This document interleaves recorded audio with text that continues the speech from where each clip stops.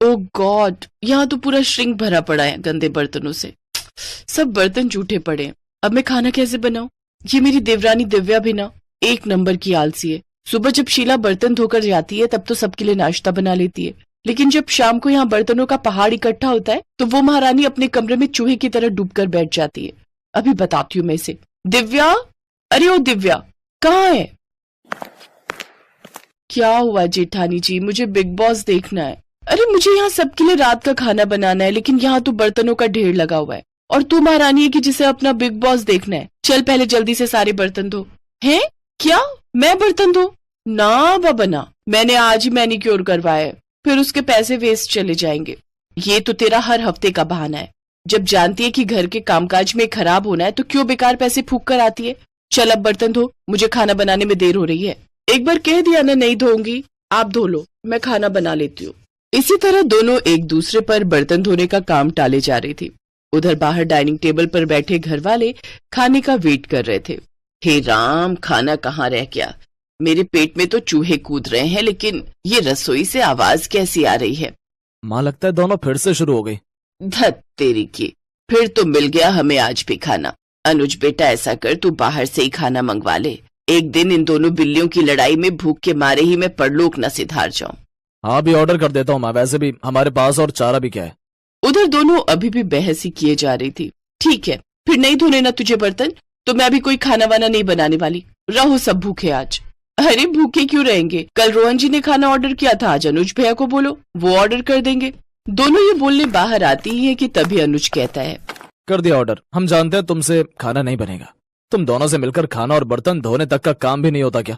मुझे तो आप कुछ ना ही बोलो जेठ जी तो बेहतर रहेगा। मैंने सुबह का खाना और दोपहर का खाना बनाकर अपना काम पूरा कर लिया था। सिर्फ रोटियां सेकने को दोपहर का खाना बनाना नहीं कहते।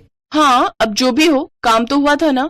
बस करो, दोनों रिकॉर्डर की तरह शुरू होती हो तो बचती ही रहती हो। कुछ देर बाद डिलीवरी बॉय खाना ले आता है। सब चुपचाप उस खाने को खा लेते हैं। अगली रात दोनों में फिर से रात की रसोई का संग्राम छिड़ जाता है। तभी पड़ोस की कमला आंटी वहाँ आती है। ये ले रश्मि, आज अपनी बेटी के यहाँ गई थी। उसके बेटे का मुंडन था ना, तो वहीं भंडारा था, सोचा तुम्हारे लिए प्रसाद लेती चलूं। लो, तुम सब भी खा लेना। अरे वाह, फिर तो आज रात की रसोई बनानी नहीं पड़ेगी और ना वो बर्तन धोने पड़ेंगे। रश्मि ये देखकर खुश हो जाती है। फिर दोनों देवरानी जेठानी बर्तन ना धोने पड़े इसलिए एक बड़े से भगोने में आलू की सब्जी डाल देती हैं। एक कटोरे में हलवा और बड़ी सी परात में पूरियां परोस देती हैं। फिर सबको उसी में एक साथ खाने को कहती हैं। तुम पागल हो गई हो क्या? सब इसमें एक साथ कैसे खाएंगे? चल तो दिव्या, जरा इन्हें खाकर तो दिखा। दोनों पूड़ियां तोड़कर सब्जी में डुबोती हैं, खाने लगती हैं। उन्हें ऐसा करते देख सबको उन पर गुस्सा तो आ रहा था, लेकिन वो खाने के अलावा उनके पास और कोई चारा नहीं था। वो रात तो जैसे तैसे कट गई, लेकिन अगली शाम फिर वही कहानी छिड़ गई। देख, कल तो कमला आंटी भंडारा दे गई थी, लेकिन आज तो तुझे बर्तन धोने ही पड़ेंगे। क्या दीदी, मैं बहुत थक गई हूँ, आज रहने देते हैं। मैं उनसे कहकर बाहर से ही खाना मंगवा लेती हूँ।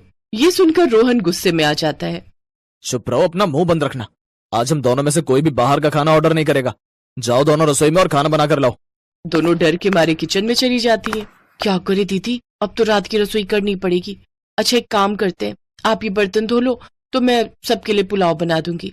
हा, आई बड़ी बर्तन धो दो, खुद धो ले समझी। और रही उन लोगों के बाहर का खाना ना खाने की बात, तो कोई बात नहीं, हम उन्हें बाहर का खाना मंगवाने के लिए नहीं कहेंगे और ना ही हम खुद घर पर बनाएंगे।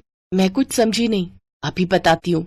रश्मि डब्बे समेत नमकीन, मुरमुरा और बिस्कुट लेकर घर वालों के सामने रख देती है। ये रहा आप लोगों का आज का खाना। इन दोनों का बस चलेगा ना तो हमें रोज मंदिर के बाहर लंगर में बैठकर ही रात का खाना खाना पड़ेगा। इनके रहते तो हमें रात की रसोई नसीब ही नहीं होगी। बस बस बहुत हुआ, आज तो हम जैसे तैसे ये खा लेते हैं, लेकिन अगर कल से खाना नहीं मिला तो फिर तुम लोगों की खैर नहीं। जी ठीक है, लेकिन उनके पास इसका भी जुगाड़ था। अगले दिन दिव्या बाजार से जाकर कुछ डिस्पोजेबल प्लेट्स ले आती है। यार दिव्या, खाना तो डिस्पोजेबल में खा लेंगे, लेकिन खाना बनाने के लिए तो वो बर्तन धोने ही होंगे ना। कुकर, कढ़ाई, ये सब तो चाहिए ही ना। फिकर नॉट, ये देखो 2 मिनट में बनने वाली मैगी, अब हम सब यही बनाएंगे। दोनों फिर से काम चोरी दिखाती हैं और नूडल्स बनाकर डिस्पोजेबल में डालकर दे देती हैं। ये देख तीनों अपना माथा पकड़कर बैठ जाते हैं। लेकिन अगले दिन सास ने दोनों बहुओं को सबक सिखाने का फैसला किया। अगली शाम रसोई से बर्तन धोने की आवाज आती है। दीदी, अभी तो हम रसोई में गए भी नहीं, फिर ये बर्तन धोने की आवाज कहाँ से आ रही है? चलो देखते हैं। दोनों अंदर जाकर देखती हैं तो अनुज बर्तन मांज रहा होता है, रोहन धो रहा होता है और बूढ़ी सास पार्वती खाना बनाने लगती है। ये देख उन दोनों को बड़ी शर्मिंदगी होती है। ये आप सब क्या कर रहे हैं? बहू, अब तुम दोनों से तो ना बर्तन धुलते हैं ना खाना बनता है, तो हमने सोचा हम खुद ही ये काम कर लेते हैं ताकि हमें रात की रसोई खाना तो नसीब हो। तुम दोनों जाओ और आराम करो। नहीं माँ जी, हमें माफ कर दीजिए, हमारी रहते आपको ये सब काम करना पड़ रहा है। हाँ माँ जी, हमसे भूल हो गई, हमें अपनी गलती का एहसास हो चुका है। अब से आपको कभी शिकायत का मौका नहीं देंगे। हमारे रहते हमारे पतियों को जूठे बर्तन और माँ जी आपको खाना बनाना पड़ रहा है।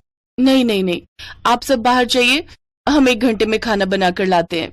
अच्छा ठीक है, तुम कहती हो तो रहने देते हैं। चलो बेटा। माँ और बेटे बाहर आकर खूब हंसते हैं और एक दूसरे को आंख मारकर कहते हैं, मिशन सक्सेसफुल।